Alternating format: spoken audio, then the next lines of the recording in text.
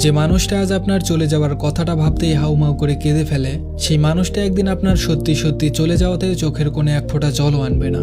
যে মানুষটা আপনার সাথে আজ একবেলা কথা না হলে অস্থির হয়ে চারিদিকে পাগলের মতো ছুটে বেড়ায়, সেই মানুষটাই একদিন কয়েক মাস একটানা কথা না হলেও বিন্দুমাত্র অস্থিরতা বোধ করবে না।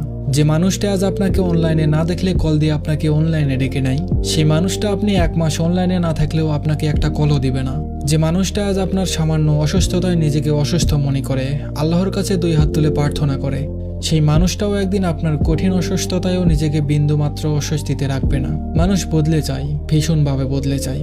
বুকের মাঝে তিল তিল করে গড়ে তোলা ভালোবাসাকে যখন কেউ দিনের পর দিন অবহেলা আর অপমান করে, তখন সেই মানুষটা নিজেকে বদলে নিতে বাধ্য হয়। বিশ্বাস করুন, কেউ কখনো চায় না সব থেকে প্রিয় মানুষটার সাথে এতটা কঠোর হতে, কিন্তু প্রিয় মানুষটার কাছে যখন কেউ অপমানিত হয়, তার ভালোবাসাগুলোকে যখন কেউ অস্বীকার করে, ঠিক তখনই মানুষটা পাল্টে যায়।